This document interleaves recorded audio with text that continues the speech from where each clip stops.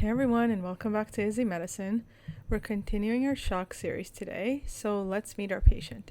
It's early afternoon and a 27-year-old woman walks into your ED from the office across the street. She looks flushed. She's scratching her arms and you notice the raised hives starting to spread across her chest. She tells you she just had lunch not long ago, nothing unusual, but a few minutes later she started to feel itchy, then flushed, and now her throat feels tight and her lips are tingling.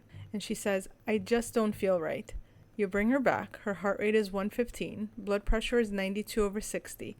When you listen, you hear a faint wheeze when she breathes in. She's still talking but starting to sound anxious, and the swelling in her lips is gradually getting worse. Her repeat BP is now 88/56, and she's looking paler and more anxious. This, my friends, is anaphylaxis, and she's tipping into anaphylactic shock, one of the fastest moving and most dangerous forms of distributive shock we see in emergency medicine. Before we talk about the how and the why, let's quickly go over the clinical criteria. These are simplified from formal guidelines, just to help you recognize it quickly in real life. Anaphylaxis is very likely when you have acute symptoms involving the following: skin or mucosal signs, plus either respiratory compromise or hypotension, or two or more systems involved rapidly, like skin plus GI or skin plus respiratory, etc., etc., or hypotension alone after exposure to a known allergen. So now that we suspect it, let's learn what anaphylaxis actually is. At the core, this is a type 1 hypersensitivity reaction. It means that it's IgE mediated. Most likely, our patient encountered something her immune system had previously flagged as dangerous: a food, a medication, an insect sting. Her body had already created IgE antibodies against it, and those antibodies were sitting on the surface of mast cells and basophils, which are two of the main cells that are involved in allergic reactions. Once the allergen entered her system, it bound to those primed cells and triggered them to degranulate, which basically means that they're dumping out a flood of powerful inflammatory chemicals into the body. These include histamine, leukotrienes, prostaglandins, tryptase, platelet activating factors, amongst others. In mild reactions, these mediators act locally, like redness or itching after a bug bite. But in anaphylaxis, the response is systemic.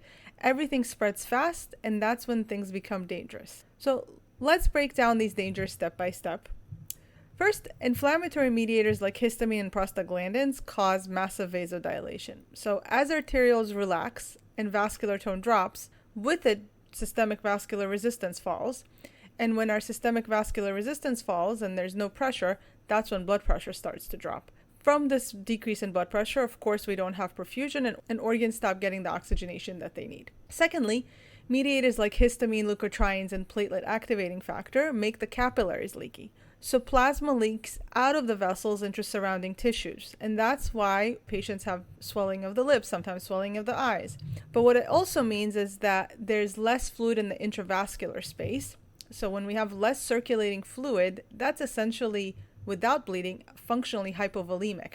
So preload drops and less blood returns to the heart. When less blood returns to the heart, our stroke volume falls, and with each pump, the heart pushes out less blood and cardiac output falls as a result. Now, if we look at our mean arterial pressure equation, which is systemic vascular resistance times cardiac output, this whole entire situation reduces both sides of the equation. We have reduced systemic vascular resistance from the vasodilation, and we have reduced cardiac output from the reduction in intravascular fluid, and this leads to a plummeting mean arterial pressure, which leads to significant hypoperfusion. Our third component of this is the lungs start to constrict. Why? Because leukotrienes cause bronchospasm. They tighten the smooth muscles around airways, so that wheeze that we heard earlier, that's early airway involvement. In more severe cases, we can get stridor from upper airway edema, which can progress to full obstruction. So this is the third hit.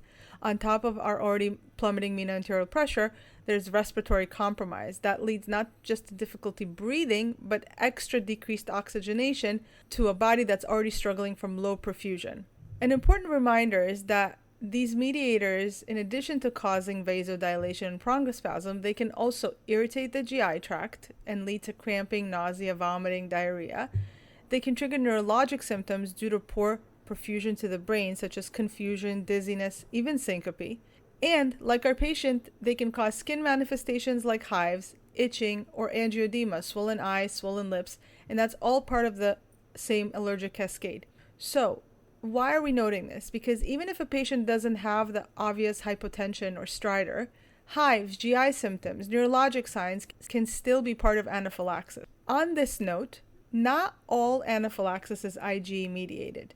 Some reactions, like from contrast dye, opioids, NSAIDs, or temperature extremes, can directly activate mast cells without involving IgE.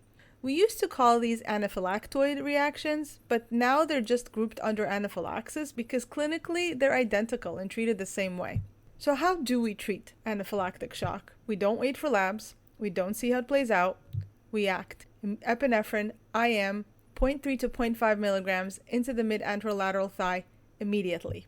Why epi? Because it hits all three systems: vessels, heart, and lungs. Alpha-1 stimulation leads to vasoconstriction, which raises systemic vascular resistance, stops capillary leaking, and improves our mean arterial pressure that way. Beta-1 stimulation increases heart rate and contractility and boosts our cardiac output, which increases our mean arterial pressure that way. And beta-2 stimulation causes bronchodilation, which opens airways, reverses bronchospasm, and improves our oxygenation. It's the only medication that addresses all three life-threatening problems at once. And one of the strongest predictors of survival in anaphylaxis is how quickly epinephrine is given. Delay increases the risk of death. Immediately after giving IM epinephrine, we initiate full stabilization. These steps happen actually concurrently, not in sequence, because time is critical. What we do first and foremost is airway assessment. That is critical. If there's stridor, voice changes, or swelling that is getting worse, we prepare for intubation early. We may need to intubate before things become impossible. At the same time, there's high flow oxygen, especially if there's respiratory distress. We use a non-rebreather mask. IV fluids, we give isotonic crystalloids like normal saline or lactated ringers, usually 1 to 2 liters as a bolus. This helps restore preload, that's the volume that the blood is returning to the heart. And as we discussed, anaphylaxis causes fluid to shift out of the vessels, so even without bleeding, the tank is empty and we need to refill it.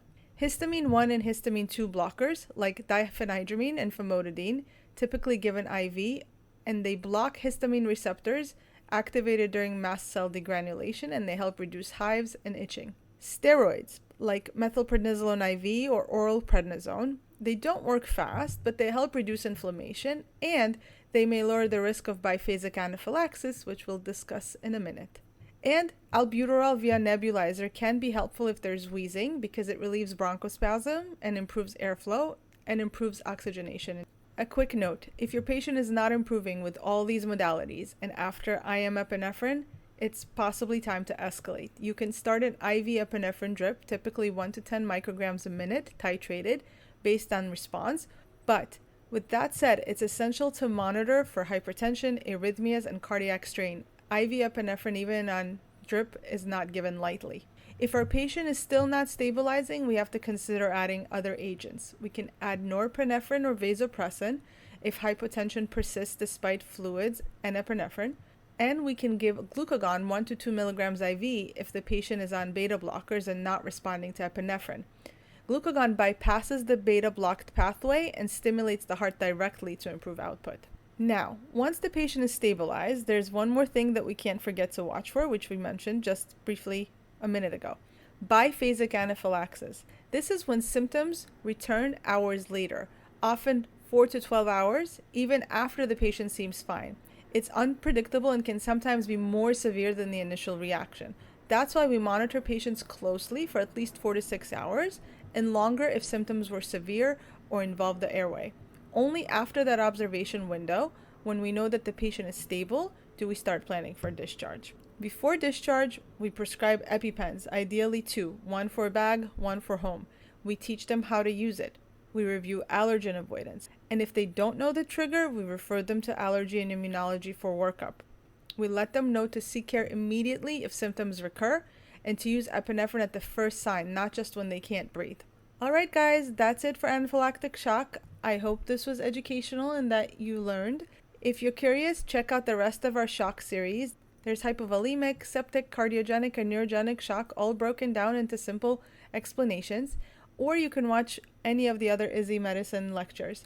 If you enjoyed, click like, subscribe, leave a comment, and thank you for watching Izzy Medicine, and see you next time. Bye!